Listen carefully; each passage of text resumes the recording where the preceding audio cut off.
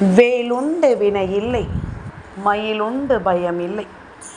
வேல் வேல் முருகா, வெற்றி வேல் முருகா. என் அன்பின் பிரியமே, இன்று உன் அப்பன் இந்த கந்தன் நான். உன்னை தேடி வந்து தன் பாதத்தை தொடச் சொல்லி ஒரு விஷயத்தை உனக்கு நான் கொடுக்க நினைக்கிறேன் என்றான். நிச்சயமாக அதனை என் பிள்ளை நீ சரியான நேரத்தில் முழுமையாக பெற்றுக்கொள்ள வேண்டும். உன்னோடு என்றும் என்றென்றும் நான் உடன் வருகின்ற இந்த காலம் முழுக்க இனி எல்லா விஷயங்களும் உனக்கு சரியாக நடப்பதை நீ நிச்சயமாக புரிந்து கொள்ள வேண்டும். அப்பனின் பாதத்தை தொடுகின்ற என் பிள்ளை சர்வ நிச்சயமாக இந்த வாழ்க்கையில் நீ விரும்பிய ஒன்றை அடைந்தே தீர்வாய் என்பதிலும் எந்த மாற்று கருத்தும் கிடையாது. உடனிருக்க நான் கொடுக்கும் எல்லாவற்றையும் நீ சரியாக புரிந்து கொள்ள வேண்டும். இந்த கந்தனின் அன்பு உனக்கு ஏற்ற பல நல்ல விஷயங்களை இனி சரியான நேரத்தில் உன் கைகளில் கொண்டு வந்து ஒப்படைக்கும் என்பதனையும் நீ மறக்கக்கூடாது. நல்லதுதான் உனக்கு நான் சொல்வேன், என்றும் என்றென்றும் நல்ல விஷயங்களோடு தான் உன்னை நான் தேடி வருவேன். எப்பொழுதும் என் பிள்ளையின் மனதில் என்ன இருக்கிறது என்பதனை பார்த்து பார்த்துதான் நான் என் பிள்ளைக்கு கொடுத்து கொண்டிருப்பேன். இப்படியாக ஒவ்வொரு விஷயங்களையும் நான் உனக்காக பார்த்து பார்த்து செய்து கொண்டிருக்கும் இந்த நேரம் முழுக்க இனி எதையுமே என் பிள்ளை நீ தொலைக்கக்கூடாது. எந்த ஒரு விஷயத்திலும் உனக்குள் இருக்கும் எண்ணங்களை நீ கைவிடக்கூடாது. நடப்பதை கந்தன் பார்த்து கொள்வான். நமக்கு கிடைப்பதை கந்தன் நமக்கு கொடுத்து விடுவான். என்னவாக இருந்தாலும் நாம் சரியாகவும் முறையாகவும் அதனை ஏற்றுக்கொண்டால் போதும் என்ற எண்ணம் என் பிள்ளையின் மனதிற்குள் இருந்து விட்டால் போதும். இனி அத்தனை நன்மையையும் நீ சரியாக பெற்று விடுவாய் என்பதனையும் மறக்காது.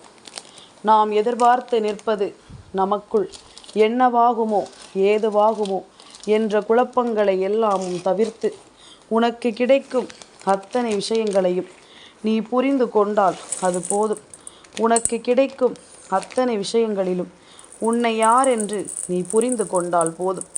தெய்வத்தின் பாதத்தை தொடுவது என்ன சாதாரணமான விஷயமா?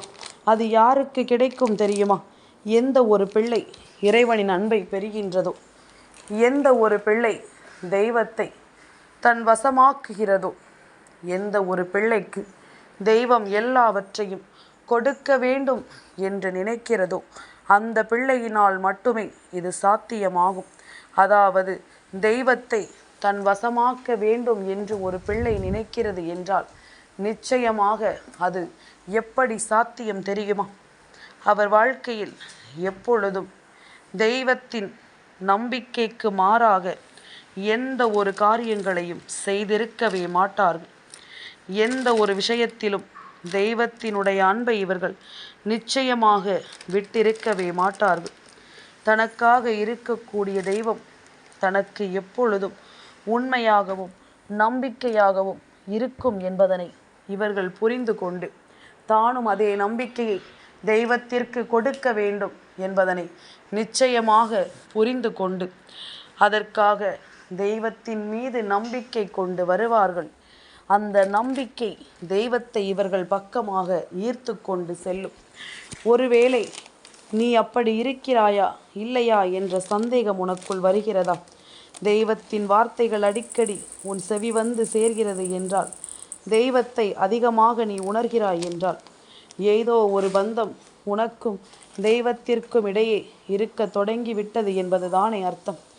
ஏதோ ஒரு பந்தம் உனக்கும் தெய்வமும் இப்பொழுது கொண்டு வந்து நிறுத்துகிறது என்றுதானே அர்த்தம்.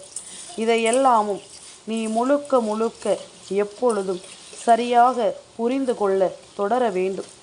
உன்னை ஆட்டி படைக்கும் ஒவ்வொரு விஷயங்களையும் நீ எந்த காலமும் தெய்வத்தின் மீது பாரத்தை போட்டு எதிர்கொள்ள வேண்டும். நாம் நினைத்தால் எதையுமே இங்கு சாதிக்க முடியும் என்ற எண்ணம் உனக்குள் வந்துவிட்ட பிறகு இனி அத்தனை விஷயங்களையும் நீ நிச்சயமாக மீட்டெடுப்பாய் என்பதில் எந்த மாற்று கருத்தும் கிடையாது. உன்னோடு நான் இருக்கின்ற இந்த நேரமும் உன்னோடு நான் வருகின்ற இந்த காலமும் இனி உனக்கே என்று எல்லாவற்றையும் உத்திரவாதப்படுத்தி கொடுக்கும் என்பதனையும் நீ நிச்சயமாக புரிந்து கொள்வாய். நான் இருக்கும் பொழுது உனக்கு நடத்தப்படும் எல்லா விஷயங்களையும் நீ முழுக்க முழுக்க சரியாக புரிந்து கொள்வாய். உன் முன்னிலையில் நின்று நான் உனக்கு பேசுகின்ற இந்த விஷயங்களோடு அத்தனையும் உனக்கு நன்மையை கொடுக்கும் என்பதனையும் நீ புரிந்து கொள்வாய். இந்த கந்தன் இருக்க இனி உனக்கு நான் சொல்லும் எல்லா காரியங்களையும் உனக்கு நான் சரியாக என்னவென்று உருவாக்கி கொடுக்க வருவேன் என்பதனை நீ புரிந்து கொள். பல நேரங்களில் பல மாற்றங்களும் பல தருணங்களும் இனி எப்பொழுதும் உனக்கான உண்மைகளோடு உன்னை தேடிக் கொண்டு வந்து எப்பொழுதும் அத்தனை விஷயங்களையும் உன்னிடத்தில் சேர்க்கும் என்பதனையும் நீ மறக்காதே.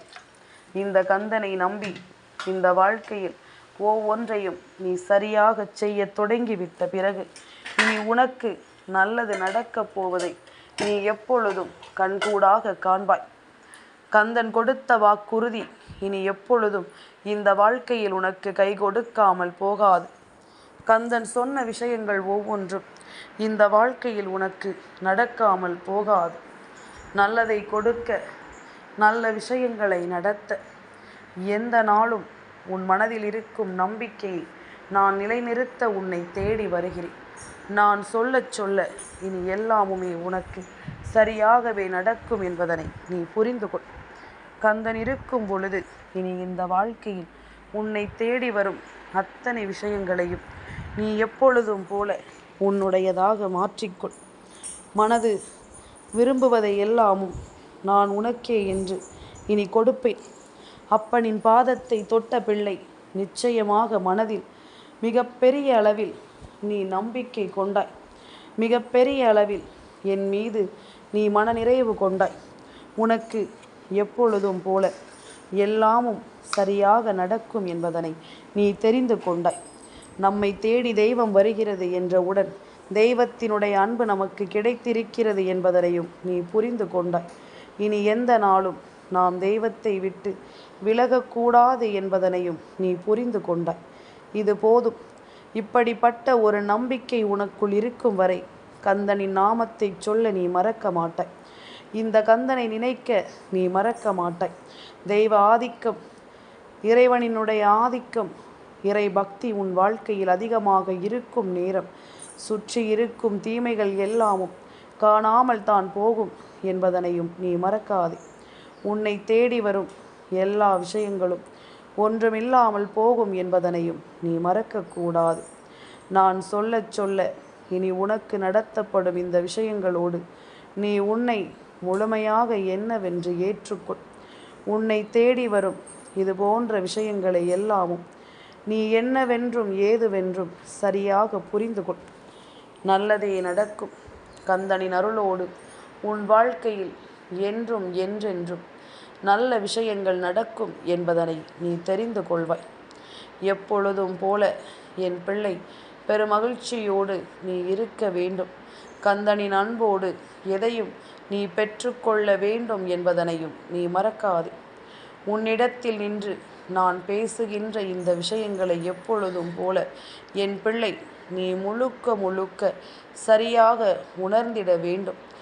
எந்த நாளிலும் உனக்கே என்று நான் அத்தனை விஷயங்களையும் சரி செய்து கொடுக்கும் இந்த நேரம் நீ உன்னை நிச்சயமாக நல்ல தெளிவில் கொண்டு வந்துவிட வேண்டும்.